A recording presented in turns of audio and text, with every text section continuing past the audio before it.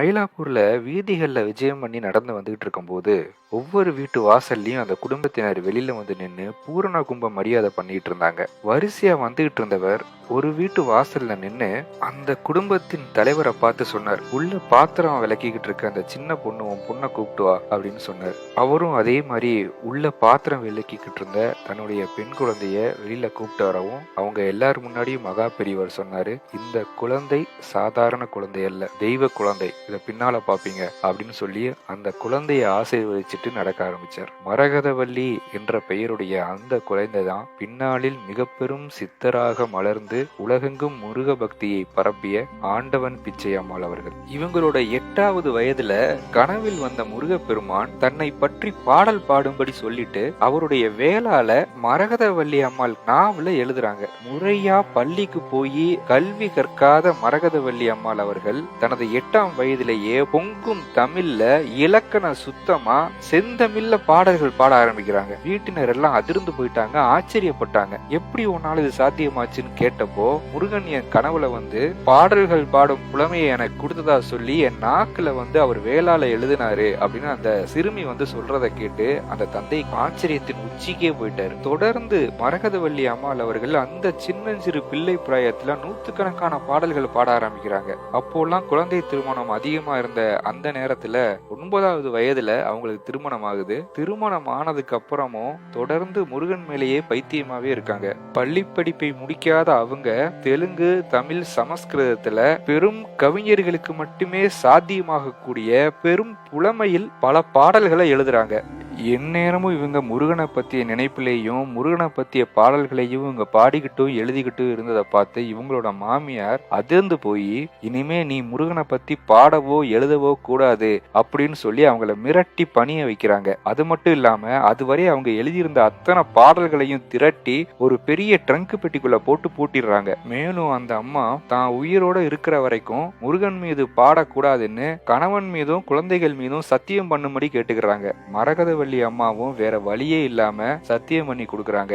அந்த நிகழ்வுக்கு பிறகு 24 ஆண்டுகள் மரகதவல்லி அம்மாள் எந்த முருகன் பாடலையும் பாடாமல் சத்தியத்துக்கு கட்டுப்பட்டு இருக்காங்க. அவருடைய மாமியாரின் மறைவுக்கு பிறகு தெய்வாதீனமாக ஒரு உறவுக்கார பெண் மரகதவல்லி அம்மாளை வந்து சந்திக்கிறாங்க. தான் வேலை பார்க்கும் பத்திரிகைக்காக சில பக்தி பாடல்கள் வேணும் அப்படின்னு சொல்லி கேட்கவும், மரகதவல்லி அம்மாவுக்கு 24 ஆண்டுகளுக்கு முன்னால் தன்னோட மாமியார் வந்து ஒரு ட்ரங்க் பெட்டியில போட்டு வச்ச தன்னுடைய முருகன் பாடல்கள் எல்லாம் ஞாபகத்துக்கு வருது. அந்த ட்ரங்க் பெட்டியை உடைச்சு திறந்து பாக்குறாங்க. அங்க பார்த்தவங்களுக்கு ஒரு பெரிய ஆச்சரியம். உள்ள இருந்த ரூபாய் நோட்டுகள், மற்ற காகிதங்கள் எல்லாமே வந்து செல்லரிச்சு போய் கரையானால் அரிக்கப்பட்டு கிடக்க, மரகதவல்லி அம்மாளுடைய முருகன் மீது பாடிய பாடல்கள் அடங்கிய நோட்டு புத்தகங்கள் மட்டும் எந்தவித சிறு சேதாரம் கூட இல்லாமல் அங்கு இருந்தது. அந்த பாடல்கள் எல்லாம் வெளியாகி பாராட்டப்பட்டது. அன்றைக்கு கனவுல வந்த முருகன், அதான் எல்லா பாட்டையுமே எடுத்து கொடுத்துட்டியே, இனிமே பாடவே மாட்டியா, பாடு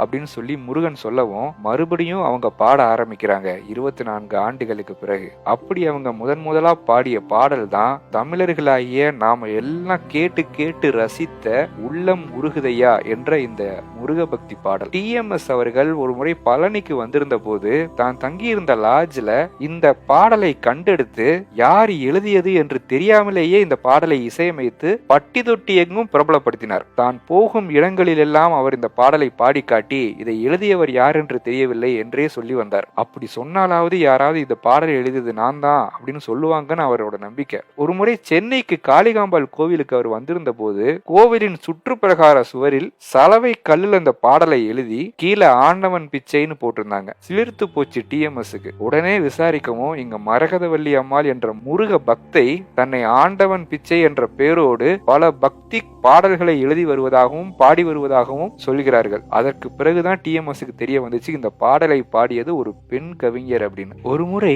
ஆண்டவன் பிச்சை அம்மாள் திருவண்ணாமலைக்கு சென்று அண்ணாமலையாரையும் கம்பத்திலேனார் சன்னதியில் இருக்கக்கூடிய முருகப்பெருமானையும் வணங்குறதுக்கு போனாங்க. அவங்க போய் சேர்றதுக்கே காலதாமதம் ஆனதுனால இரவு 10 மணிக்கு மேல ஆயிடுச்சு. கோவில்ல நட சாத்திட்டாங்க. அப்போ ஆண்டவன் பிச்சை அம்மாள் கூட வந்தவங்க எல்லாம் கோவிலுக்கு வெளியவே உட்கார்ந்துற ஆண்டவன் பிச்சை அம்மா மட்டும் நான் உள்ள போய் போய் கதவு இடுக்கு வழியாவது நான் சாமி தரிசனம் பண்ணிட்டு வந்துடுறேன் அப்படின்னு உள்ள நுழையிறாங்க. அங்க உள்ள போய் முதல்ல அண்ணாமலையார தரிசனம் பண்ணிட்டு உண்ணாமலை அம்மன் சந்நிதிக்கு வரும்போது அங்க ஒருத்தன் உட்கார்ந்து பாட்டு பாடிக்கிட்டு இருந்தான். அம்மாவை பார்த்தனும் வாங்க வாங்க உங்களுக்கு பூஜை பண்ணி தரேன் அப்படின்னு சொல்லிட்டு கதவெல்லாம் திறந்து பூஜை பண்ணி தீபாராதனை காட்டிட்டு அவங்க கூட்டு போய் கம்பத்திலேனார் சந்நிதி கதவை திறந்து முருகப்பெருமானையும் அலங்காரம் பண்ணி தீபாராதனை காட்டி பிரசாதமும் கொடுத்தான். கிளம்பும் போது இவங்க தட்சணை கொடுக்க பாக்குறாங்க.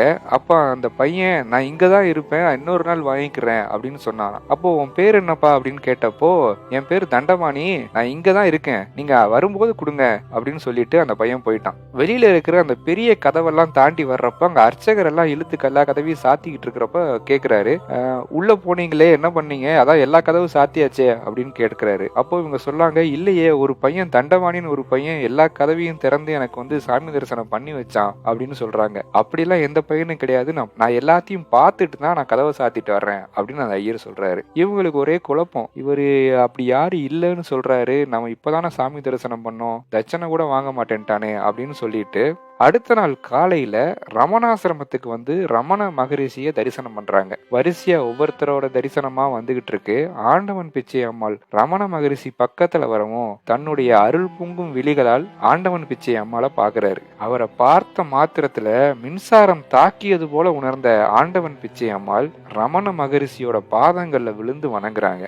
ரமணர் ஆண்டவன் பிச்சை அம்மாவை பார்த்து கேட்டாரு, என்ன தண்டபாணி தரிசனம் கிடைச்சதா அப்படின்னாராம். அப்படியே கதறிட்டாங்க அந்த அம்மா. அப்போ தண்டபாணியா வந்தது முருகன் தானா அப்படின்னு சொல்லி அவங்க கண்ணுல தாரதாரியா கண்ணீர் கொட்டுச்சு. ஒரு முறை மகா பெரியவரை பாக்குறதுக்கு நமது இந்திய ராணுவத்தை வழிநடத்திட்டு போன சிங்கப்ப ராஜா அப்படிங்கிற ராணுவ தளபதி வந்தாரு. அப்போ இந்தியாவுக்கும் பாகிஸ்தானுக்கும் 1965ஆம் ஆண்டு கடும் யுத்தம் நடந்துகிட்டு இருந்துச்சு. சிங்கப்ப ராஜாங்கிற அந்த தளபதி மகா பெரியவரை பார்த்து அவரோட அருளாசியையும் ஆசீர்வாதத்தையும் வேண்டினாரு. அப்போ மகா பெரியவா அமைதியா அவர்கிட்ட சொன்னாரு, இங்க ஆண்டவன் பிச்சைங்கிற பெரிய தபஸ்வி இருக்காங்க, நீ அவங்கள போய் பாரு, அவங்க கிட்ட இருந்து உனக்கு வாழ்த்து கிடைக்கும் அப்படின்னு சொல்லவும் சிங்கப்ப ராஜா ஆண்டவன் பிச்சை அம்மாவை போய் பாக்குறாரு.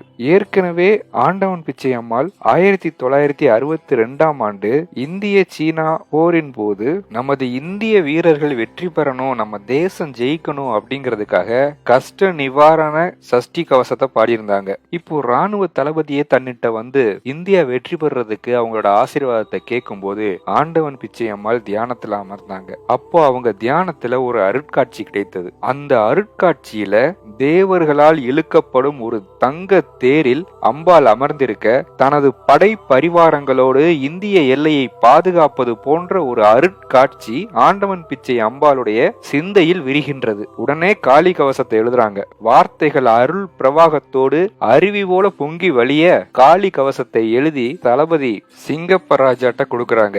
அந்த பாடல் அப்போது சென்னை மாகாணம் முழுவதும் வெகு பிரசித்தமாக பாடப்பட்டது. பெண்ணடிமைத்தனமும் ஆணாதிக்கமும் மிகுந்த இந்த சமுதாயத்தில் ஒரு பெண்ணாக ஆன்மீக பாதையில் கடும் கற்கள் மீதும் எரிமலை குழம்பின் மீதும் நடந்து வைராக்கியமாக வாழ்ந்து பெரும் பக்தி இலக்கியங்களை படைத்த ஆண்டவன் பிச்சை அம்மாள் ரிஷிகேசில் முக்தியடைந்தார்.